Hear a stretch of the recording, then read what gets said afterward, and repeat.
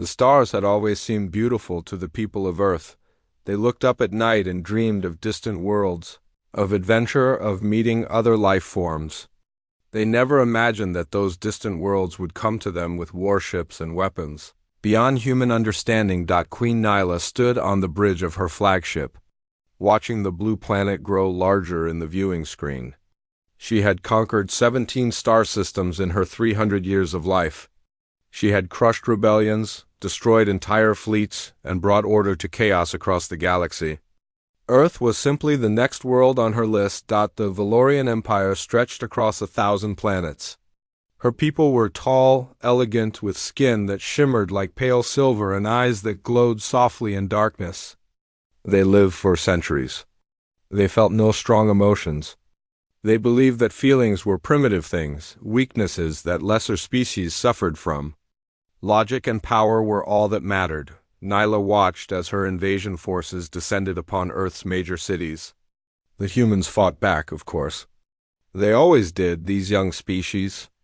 They fired their primitive missiles and sent their simple aircraft against her advanced fighters. It was like watching insects attack a storm. The war lasted only 3 weeks. Earth's governments surrendered one by one. The humans had no choice. Their weapons could not penetrate Valorian shields. Their soldiers could not match Valorian strength. Their leaders finally understood that resistance meant extinction. Nyla descended to the planet's surface for the first time on a cold morning. She walked through the ruins of a city called Sol, her guards surrounding her, her silver robes flowing behind her. Humans watched her from broken windows and crumbling doorways. She saw fear in their eyes. She expected to see defeat. Instead, she saw something else. Something that made her pause. She saw anger. She saw defiance. She saw people who had lost everything still standing straight, still looking at her with fire in their eyes. A child threw a stone at her. It bounced harmlessly off her personal shield. Her guards moved to punish the child, but Nyla raised her hand to stop them. She looked at the small human. The child could not have been more than 7 years old. Tears streamed down his dirty face, but he did not run. He stood there, shaking with fear and rage, ready to throw another stone. Strange creatures, Nyla thought. They know they cannot win.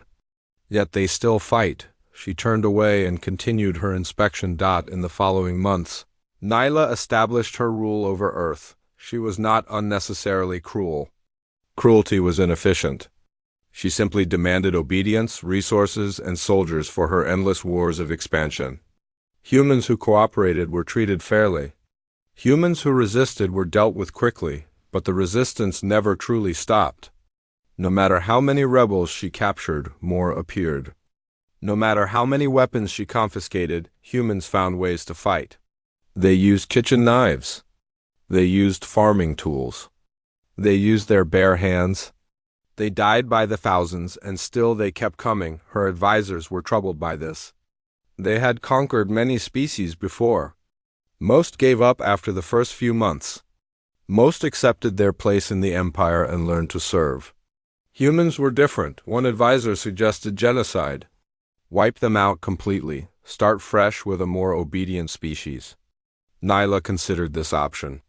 It would solve the problem permanently, but something stopped her. She found herself watching humans when she should have been planning her next conquest. She watched them gather in secret to sing songs. She watched them share their limited food with strangers. She watched them comfort each other after losing loved ones. She watched them laugh, even in the darkest times. Why? She wondered. What is the purpose of laughter when your world has fallen?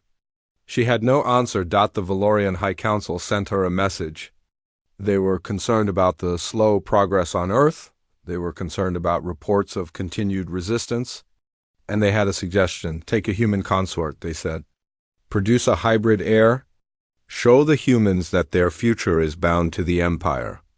Give them a symbol of unity. Nyla found the idea distasteful. Mate with a primitive species? Allow human blood to mix with her ancient lineage? But she understood the political logic. A hybrid child would calm the resistance. A hybrid child would give humans hope that their kind had a future in the Empire. She agreed to the plan. Her advisors searched. Earth for suitable candidates. They looked for humans of high status, of good health, of acceptable appearance. They brought her dozens of options, politicians, scientists, artists. She rejected them. All. Then they brought her Tejo. He was a former military officer, captured during the invasion while trying to evacuate civilians from a burning building. He had killed 11 Valorian soldiers before they finally brought him down. He had refused to surrender even when surrounded, even when wounded. Even when his weapon was empty, they dragged him before her throne in chains. His face was bruised. His uniform was torn and stained with blood. But he stood straight. He looked directly at her, which no human was supposed to do. She waited for him to bow. He did not bow. She waited for him to beg. He did not beg. Instead, he spoke. His voice was rough and tired, but steady. "You can take our planet," he said. "You can take our freedom. You can take our lives. But you will never take our spirit. We will resist you for 1,000 years if we must. Our grandchildren will resist you. Their grandchildren will resist you. You have won nothing." The guards moved to strike him for his insolence. Again, Nayla stopped them. She studied this human. He was not tall by Valorian standards. He was not particularly strong. He was mortal, fragile, temporary. He would be dead in a few decades while she would live for centuries more, but there was something in his eyes. Something she had never seen in any of the species she had conquered. It was not stupidity. It was not ignorance of his situation. He knew exactly how powerless he was, and he defied her anyway. "This one," she said to her advisors. "I choose this one." The court fell silent. Her advisors exchanged worried glances. This human was dangerous. This human was defiant. This human would never cooperate, Nyla smiled. It was not a warm smile. "Prepare him for the ceremony," she commanded. "He will be my consort. He will give me an heir. And he will learn his place." Tejo laughed. It was a bitter, broken sound. "You can force me to stand beside you," he said. "You can force me to go through your ceremonies, but you cannot force me to accept you. I will never stop hating you. I will never stop fighting you, even if the fight is only in my heart." Nyla leaned forward on her throne, genuinely curious for the first time in decades. "We shall see," she said softly. "We shall see." The royal palace was cold. Everything about the Valorians was cold. Their architecture was all sharp angles and smooth metal. Their lights were pale and blue. Their voices never rose above a calm, measured tone. Tejo felt like he was living inside a machine. They had given him quarters in the palace. Not a prison cell, but not freedom either. The rooms were large and clean, with windows that looked out over the conquered city. He could see the ruins of Seoul stretching to the horizon. He could see Valorian patrol ships gliding through the sky. He could see his world in chains. Every night, he stood at that window and remembered. He remembered his mother, who had been killed in the first wave of attacks. She had been a teacher. She had been helping children evacuate a school when the bombs fell. They never found her body. He remembered his sister Yuna, who had been separated from him during the chaos. He did not know if she was alive or dead. He did not know if he would ever see her again. He hoped she had escaped to the countryside, to the mountains, somewhere the Valorians did not care about. He remembered his soldiers, the men and women who had fought beside him until the very end. Most of them were dead now. The survivors were scattered across labor camps and prison facilities. He remembered why he fought. And he swore he would never stop. Queen Nayla summoned him every evening. At first, he refused to go. The guards had to drag him to her chambers. He would stand before her in silence, refusing to speak, refusing to acknowledge her existence. She would ask him questions. He would not answer. This continued for 2 weeks. Then, one night, she did something unexpected. She dismissed her guards. She sat down across from him, not on her throne, but in a simple chair. She looked at him with those glowing silver eyes, and she said, "Tell me about your mother."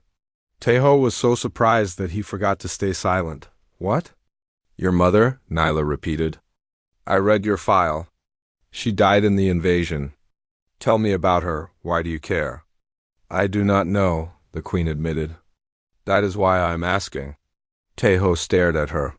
He searched for mockery in her face, for cruelty, for some hidden trap. He found nothing. She seemed genuinely curious. She was kind, he said finally. His voice was rough. He had not spoken about his mother since her death. She was a teacher. She loved children. She always said that children were the future, that we had to protect them no matter what. When the attack started, she did not run. She stayed to help. That was who she was. Nyla listened without interrupting. She sounds inefficient, the queen said when he finished. She could have survived if she had fled. She would not have wanted to survive like that. I do not understand. I know you do not. Something flickered in Nyla's eyes. Teho could not identify the emotion. He was not sure she could identify it either. Explain it to me, she said. It was not a command. It was almost a request, and so began their strange ritual. Every night Nyla would summon him. Every night she would ask him questions about humanity. Why did humans create art? Why did they write poetry? Why did they fall in love? Why did they sacrifice themselves for others? Why did they hope when hope was illogical? Teho answered her questions. He did not know why. Perhaps he was tired of silence. Perhaps he thought that if she understood humans, she might treat them better. Perhaps he simply needed someone to talk to, even if that someone was his enemy. The ceremony of their union was held on a gray morning. The Valorian court gathered in the Great Hall. Thousands of aliens watched as Teho was led to the platform where Nyla waited. He wore human formal clothing, a traditional hanbok that the Valorians had somehow obtained. Nyla wore her silver robes and her crown of pale crystal. The ceremony was cold and formal. There were no vows of love. There were no promises of devotion. There was only a contract read aloud by a Valorian official. Teho was now the queen's consort. He would serve her. He would give her heirs. He would represent the bond between species. When it was over, Nyla turned to him. She was supposed to say something, some official words of welcome. Instead, she leaned close and whispered so only he could hear. I still do not understand you, but I'm beginning to want to. Teho did not respond, but something shifted in his chest. A small crack in his wall of hatred. In the weeks that followed, their nightly conversations grew longer. Nyla began to share things about herself. She told him about her childhood, about the harsh training she had endured to become queen. She told him about the loneliness of rule, about the centuries of cold duty. She told him that she had never had a friend. Valorians do not have friends, she explained. We have allies. We have servants. We have enemies. But friends? That is a human concept. That is sad, Teho said.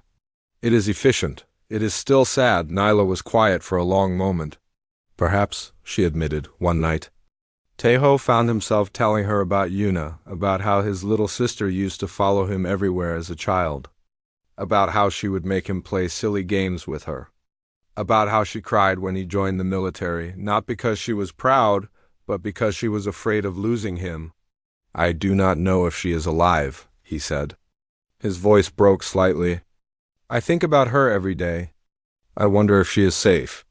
I wonder if she is scared. I wonder if she knows I am still alive. Nyla watched him struggle with his emotions. In the past, she would have found such display contemptible. Now she found it something else, something she could not name. I will find her, Nyla said suddenly. Teho looked up. What? Your sister? I will have my people search for her.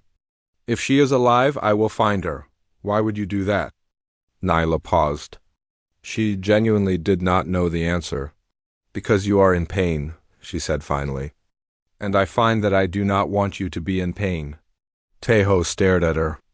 This was the woman who had conquered his world. This was the woman who had killed millions of his people. This was the woman who had taken him against his will, and yet, in this moment, she looked almost human. Thank you, he whispered. It was the first kind word he had ever spoken to her. It would not be the last.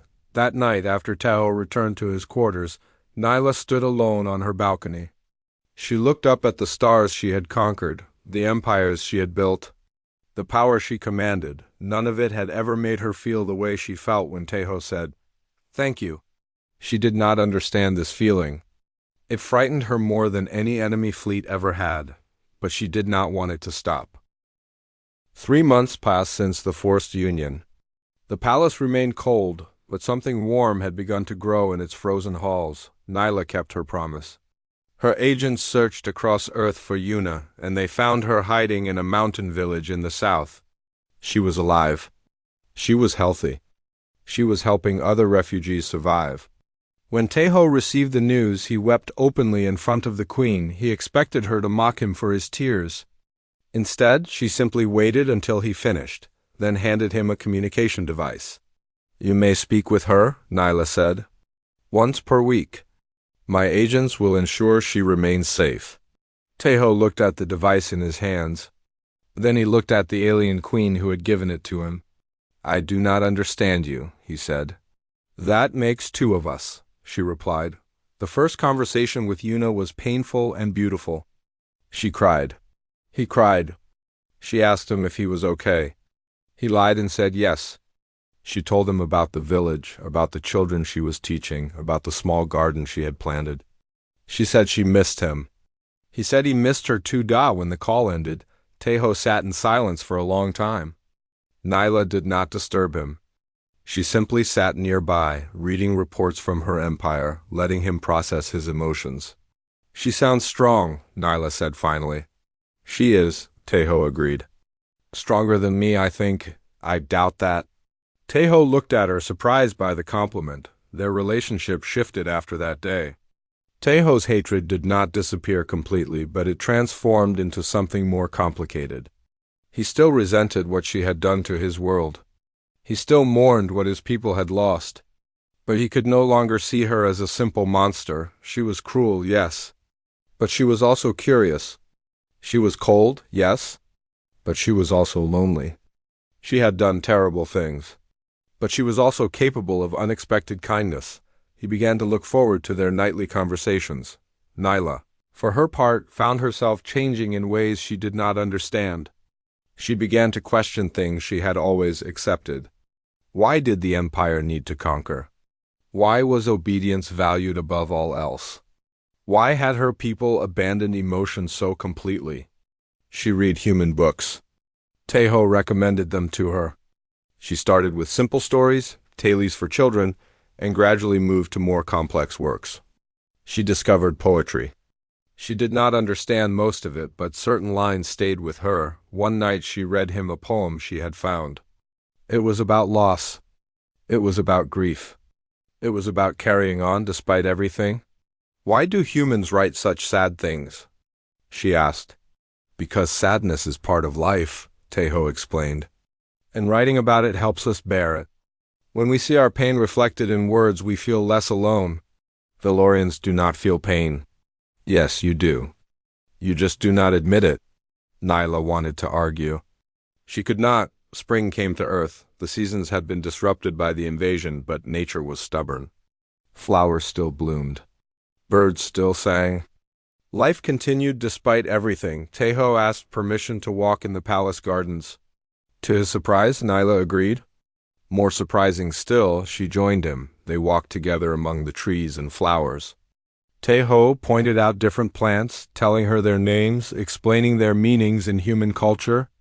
The cherry blossoms were blooming, pink and white petals drifting through the air like snow. "These flowers are beautiful," Nyla admitted. "But they die so quickly." "That is what makes them beautiful," Tejo said. "Their beauty is precious because it does not last. Humans understand this. We cherish things more because we know we will lose them." Nyla caught a falling petal in her hand. She studied it, this fragile thing that would be dead within hours. "Valorians live for centuries," she said slowly. "We do not think about endings. We plan in terms of hundreds of years. Perhaps that is why we do not understand beauty." "You are starting to understand," Tejo said. She looked at him. The sunlight caught his dark hair, his tired eyes, his face that had aged so much in such a short time. He was mortal. He would die long before her. She would watch him grow old and fade away while she remained unchanged. The thought caused her physical pain.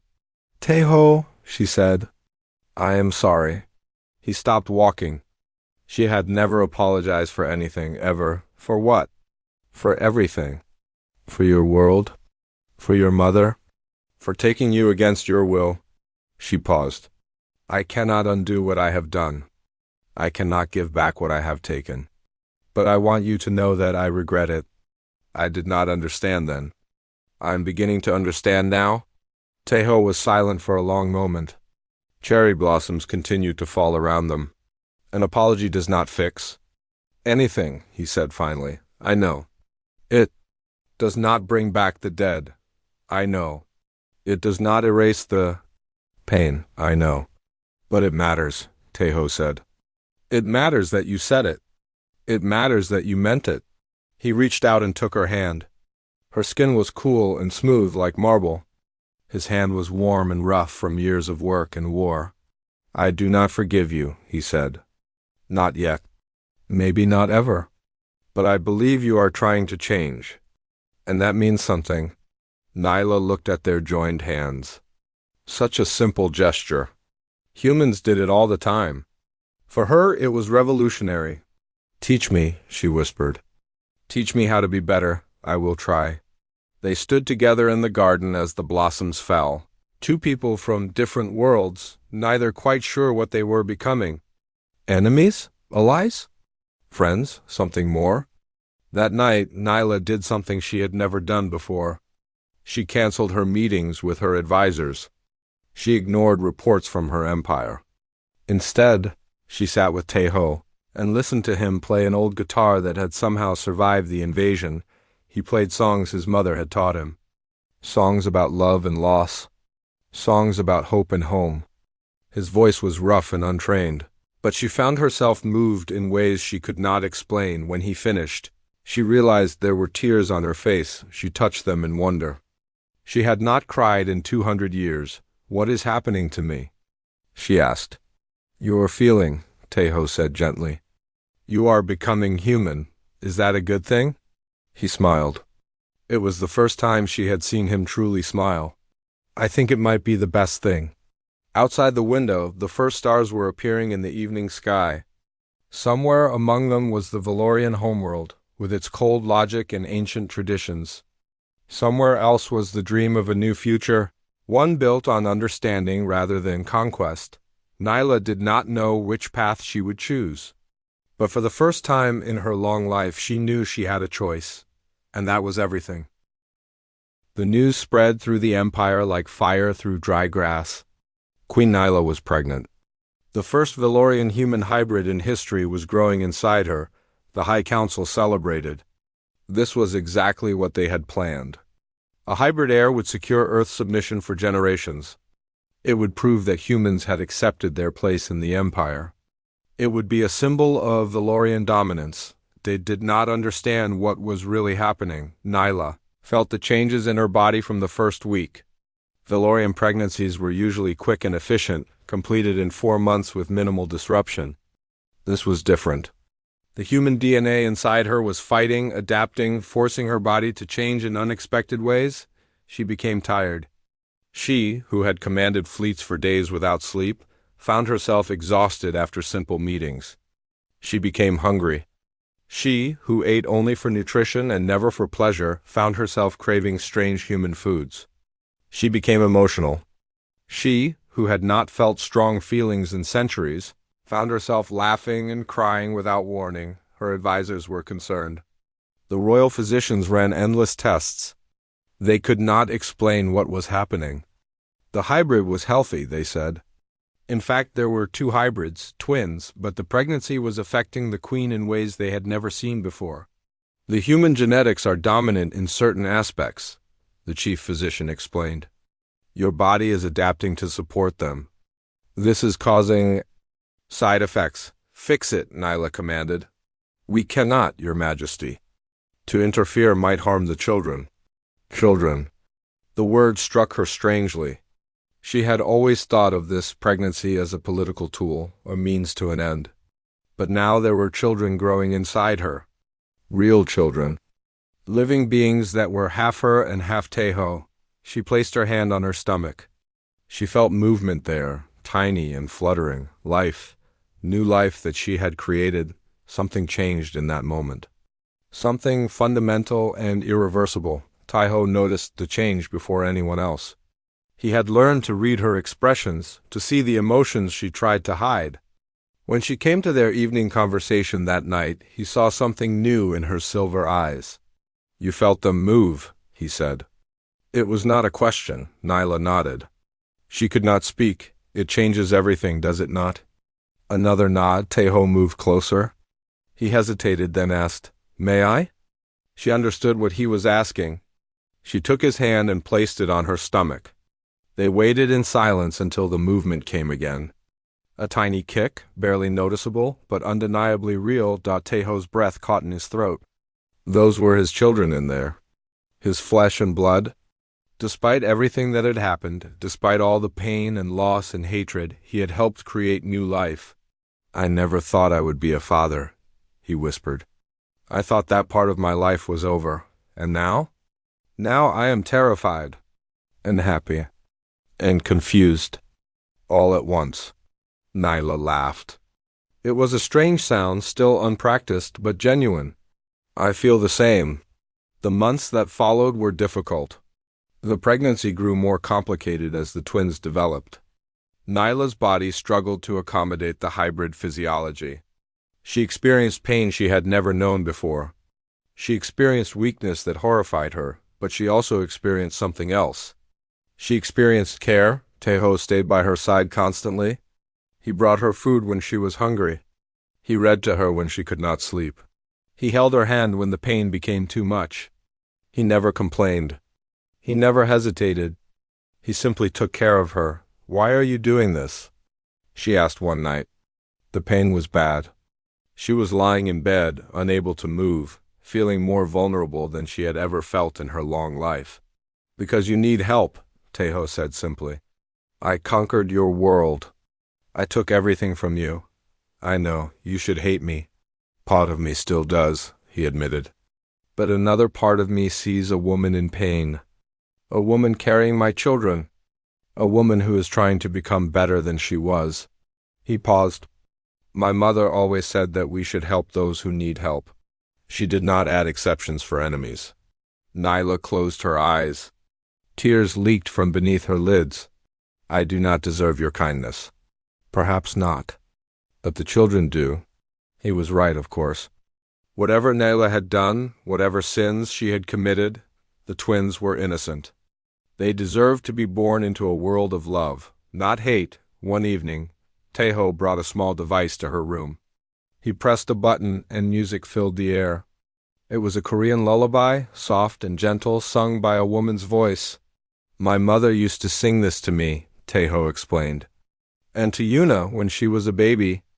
It is supposed to bring peace to unborn children." Nyla listened. The words were in a language she did not fully understand, but the melody was beautiful. She felt the twins move inside her as if they were responding to the music. "Sing it to me," she said. Taeho looked surprised. "My voice is not good. I do not care." "Sing it," and so he did. His voice was rough and sometimes off-key, but he sang the lullaby his mother had sung to him. He sang about the moon and the stars. He sang about protection and love. He sang about the hope that every parent feels for their child. When he finished, Nyla was crying openly. She did not try to hide it anymore. "That was beautiful," she said. "The song or my terrible singing?" She laughed through her tears. "Both." That night something shifted between them again. They were no longer conqueror and conquered. They were no longer enemies forced together by politics. They were two people waiting for their children to be born. They were becoming a family. The High Council sent messages demanding updates. They wanted to know when the heirs would arrive. They wanted to schedule public appearances. They wanted to plan the announcement that would cement Earth's submission forever. Nyla ignored them all. She had more important things to worry about now. She had children coming. She had a man who made her feel things she had never felt.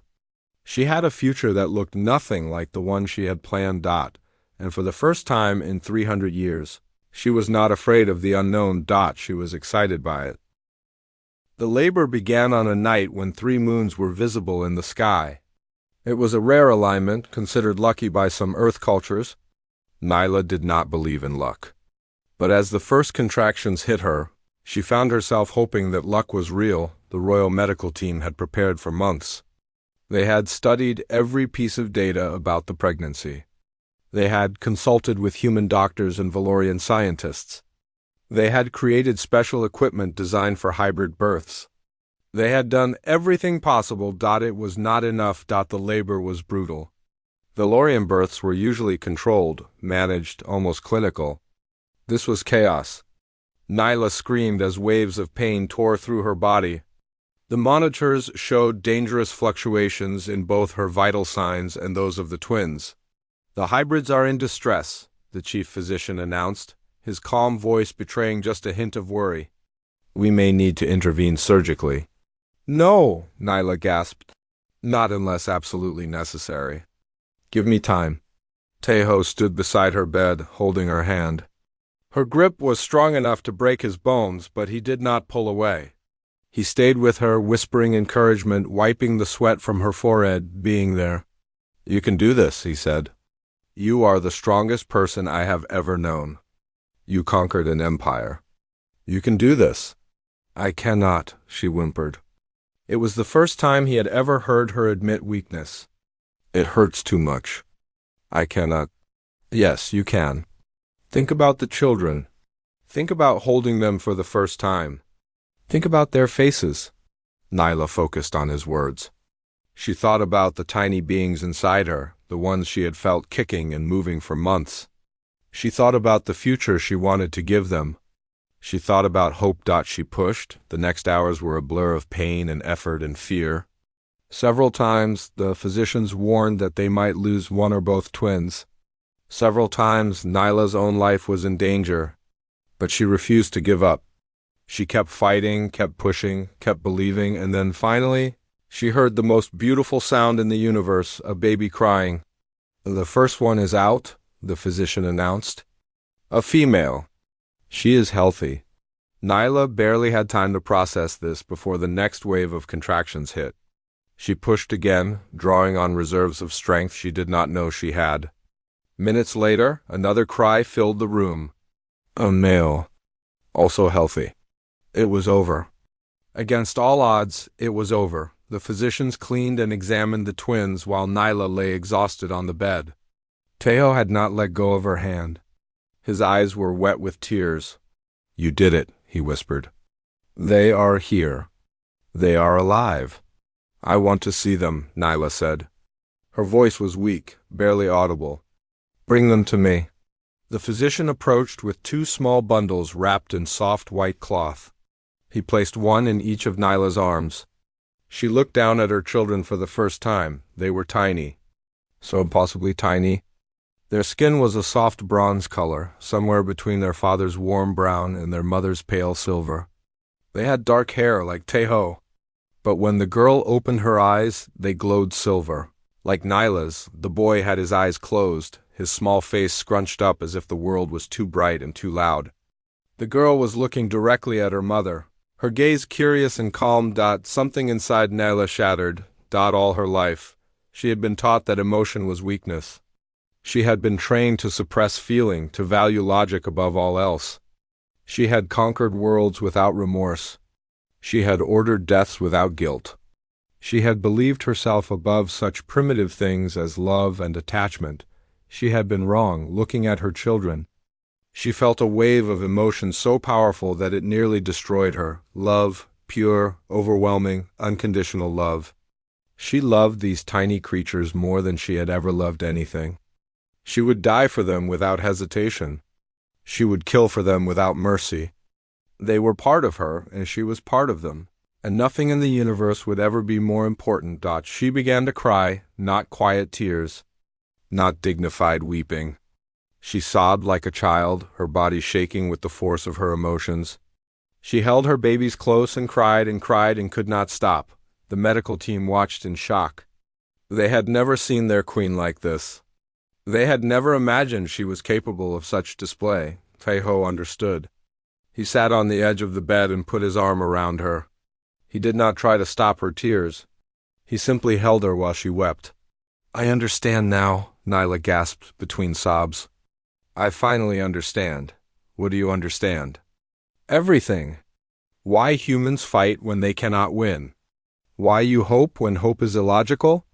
Why you love even though you know you will lose." She looked at him with red, swollen eyes. "It is because some things are worth the pain. Some things are worth any price." She looked back at her children. The boy had finally opened his eyes. They were dark brown like his father's. "What shall we name them?" Taeho asked softly. Nyla considered. The Lorians had complex naming traditions, long titles that signified rank and lineage. But these children were not just Valorian. They were also human. "I want you to choose," she said. Taeho looked at his son and daughter. He thought about names, about meaning, about the future these children would inherit.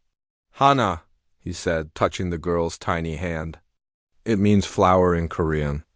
Because she bloomed despite everything that tried to stop her. Nyla smiled. "And the boy?" "June, it means talented. Because he will need many talents to navigate the world we are giving him." "Hana and June," Nyla repeated. "They are perfect names." She held them closer. They were warm against her chest, their small hearts beating rapidly. They were fragile and vulnerable and completely dependent on her. The responsibility was terrifying, but it was also wonderful. For the first time in 3 centuries, Queen Nyla knew exactly what she was living for. Not power. Not conquest. Not the endless expansion of her empire. She was living for these 2 small beings, who had made her understand what it meant to be truly alive. "I will protect you," she whispered to them. "I will love you. I will give you a better world than the one I created." Outside the window, Earth turned slowly in the darkness of space. Somewhere down there, humans were still suffering under Valorian rule. Somewhere down there, people were still fighting for freedom. Nyla looked at her children, half human and half Valorian, and made a decision that would change everything. It was time to become someone worthy of being their mother. Word spread quickly through the Valorian court. The queen had wept. The queen had shown emotion. The queen was compromised. Nyla knew about the whispers. She knew about the worried looks her advisors exchanged when they thought she was not watching. She knew that some were already planning to remove her from power. A weak queen was a dangerous queen, a queen corrupted by human. Sentiment could not be trusted to lead the empire. She did not care. The twins were 3 weeks old. Hana and June spent most of their time sleeping, eating, and crying. Such simple needs. Such pure existence. Nyla found herself fascinated by every moment. She watched them sleep for hours. She memorized every detail of their tiny faces. She counted their fingers and toes again and again. She held them to her chest and felt their warmth and their heartbeats and thought, "This is real. This is what matters. Everything else is noise." Taeho taught her how to hold them properly. He showed her how to change their wrappings, how to calm them when they cried, how to burp them after feeding. Simple tasks that any human parent learned quickly. For Nyla, they were revelations. How do humans do this? She asked one exhausted night. Both twins had been crying for hours, and neither parent had slept. "How do you survive the first years?" "Love," Taeho said simply. "Love and stubbornness. That seems insufficient. And yet it works. Billions of humans have been raised this way. Most of them turn out fine." Nyla looked at June, who had finally fallen asleep in her arms. His small face was peaceful now, all traces of his earlier distress gone. "I used to think humans were primitive," she said. "I thought your short lives and strong emotions made you lesser beings." "I was wrong. Tell that to your council. I intend to." The words hung in the air between them. Taeho looked at her carefully. "What are you planning?" "Change, real change." She paused. "My empire has conquered for centuries. We have built our power on the submission of other species. I always believed this was necessary. I always believed this was right. I do not believe that anymore. What changed your mind? Nyla looked at her children. They did? I look at them and I see the future. Not my future, but theirs? What kind of galaxy will they inherit? What kind of people will they become? I do not want them to be conquerors. I do not want them to rule through fear and force. I want them to be better than I was. Tejo was quiet for a long moment. This will not be easy, he said finally. Your council will resist.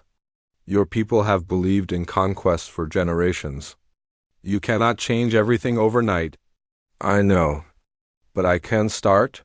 The next morning, Nyla summoned her advisors to the throne room.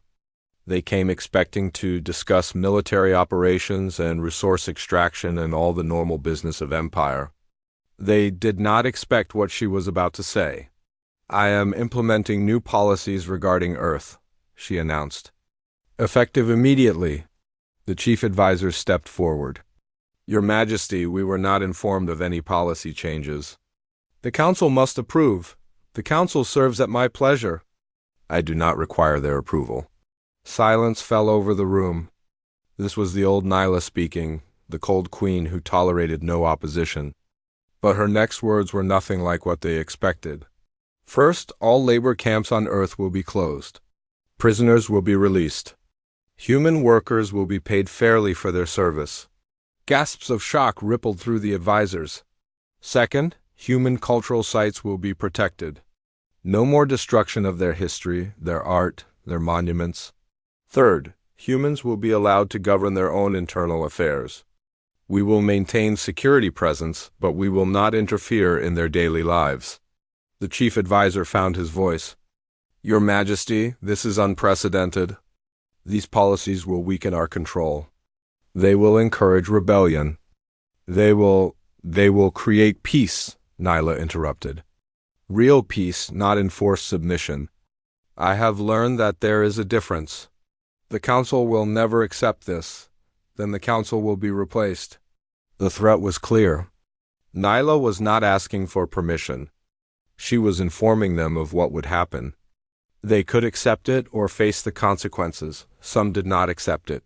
3 weeks later, a group of council members attempted to remove Nyla from power.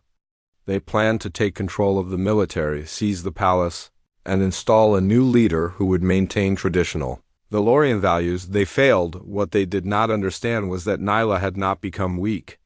She had become different. Her military skills were unchanged. Her strategic mind was as sharp as ever. She had simply chosen to use her strength for protection rather than conquest. The rebels were captured within hours. Nyla could have executed them. The old Nyla would have executed them. Instead, she sent them to distant outposts where they could do no harm. She was still capable of mercy. News of the failed rebellion spread quickly. Those who had been plotting against the queen reconsidered their positions. Perhaps she was not as weak as they had thought. Perhaps she was simply choosing a different kind of strength. Earth began to change. Labor camps closed. Prisoners returned to their families. Human businesses reopened. Schools began teaching again. Music played in streets that had been silent for too long. It was not perfect. There was still resentment, still anger, still fear. Years of occupation could not be erased in weeks. But there was also something new. There was hope. Tejo arranged for Yuna to visit the palace. When she arrived, he held his sister for the first time in over 2 years. They cried together, laughed together, talked for hours about everything that had happened. Yuna was nervous around Nyla at first. This was the alien queen who had conquered Earth. This was the monster from human nightmares.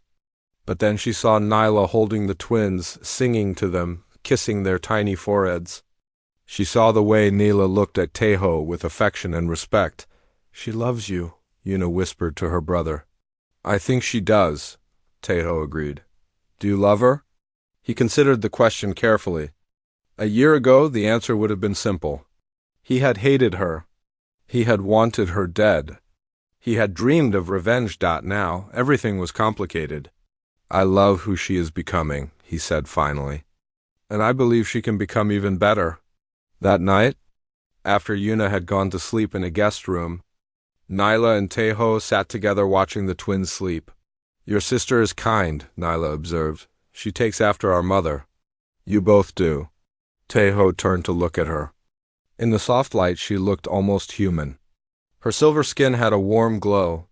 Her eyes reflected the dim lamps. She was beautiful in her strange alien way. "What happens now?" he asked. "Now we build something new together." She paused.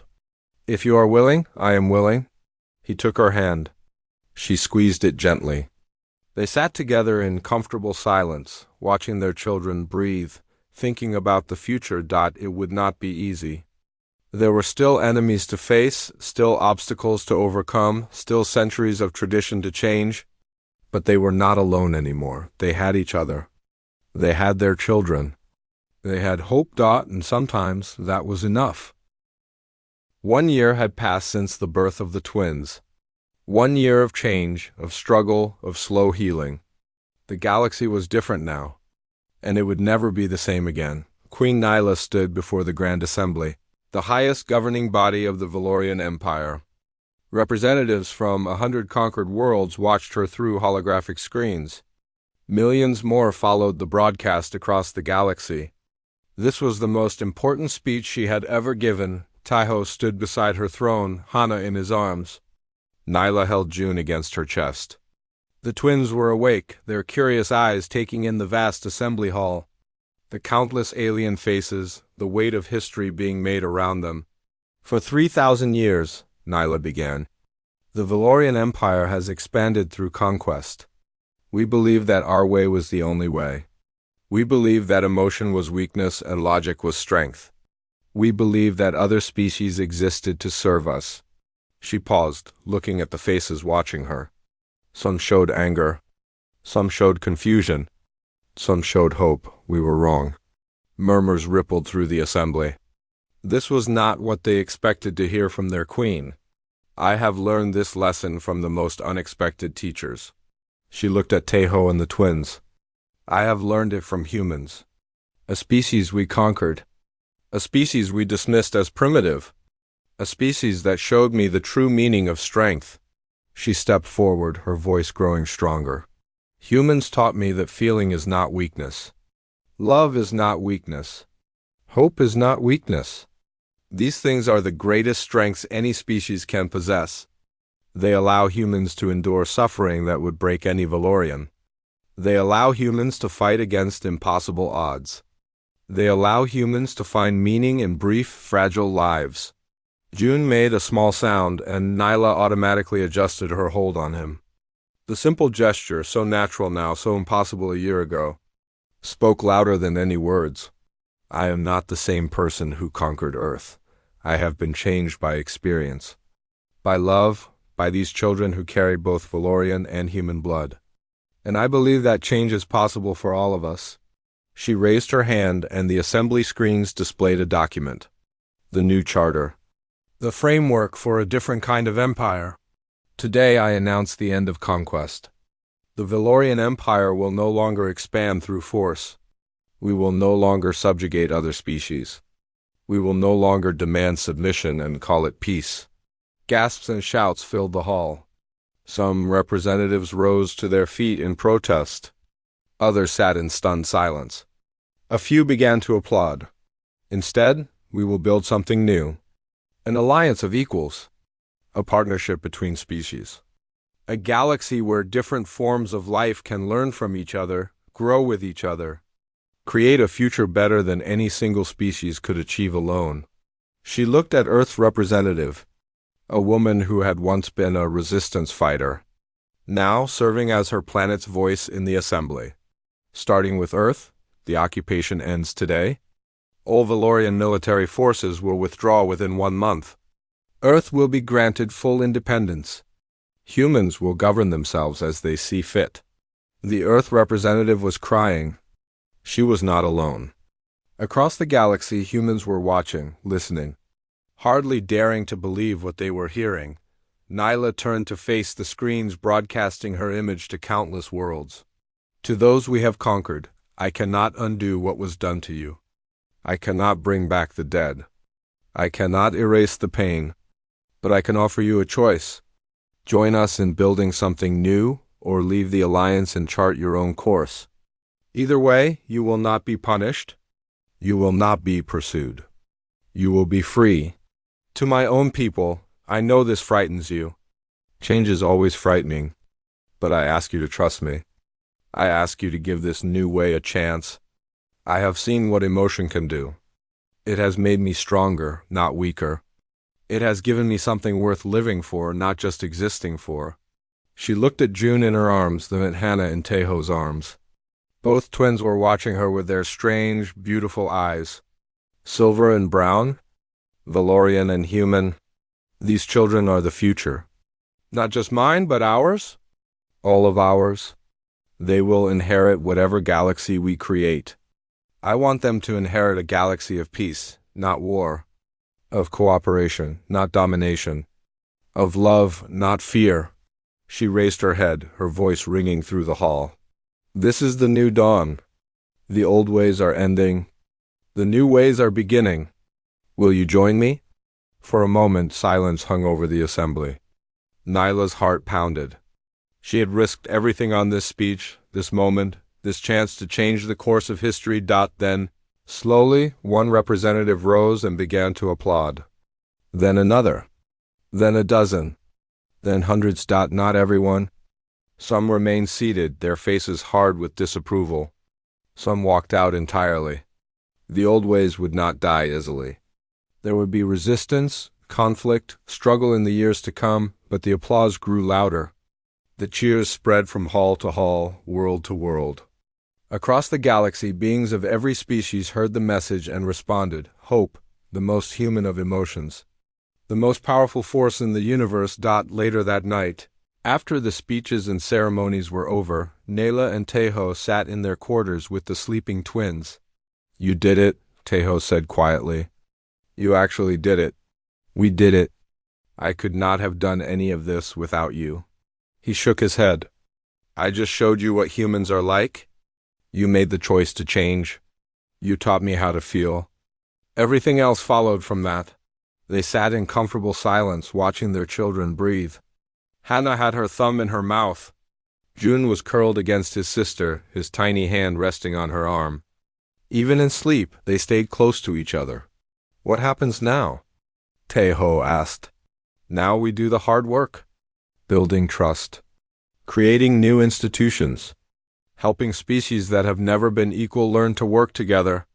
It will take years, decades, maybe longer. But we start tomorrow. We start tomorrow. Nyla leaned against him, resting her head on his shoulder. Such a simple gesture of intimacy. Such a human thing to do. She had learned it from him along with so many other things. Tejo? Yes?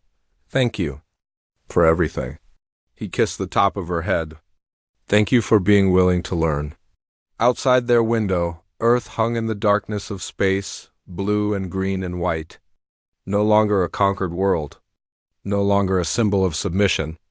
Soon it would be a homeworld again, free and independent and full of hope. Somewhere down there, Yuna was waiting. She had agreed to help with the transition, to serve as a bridge between species. The first of many bridges that would need to be built, and somewhere out there, across the vast expanse of the galaxy, beings of every kind were waking up to a new reality. A reality where the impossible had become possible. A reality where an empire of conquest had become an alliance of hope, all because one alien queen had learned to love, all because humans had shown her how. Nyla closed her eyes and listened to her children breathe. The rhythm was steady, peaceful, trusting. They did not know about the history they had changed. They did not understand the future they had created. They were simply alive, simply loved, simply at peace. That was enough. That was everything. The new dawn was beginning. And for the first time in 3,000 years, the future looked bright.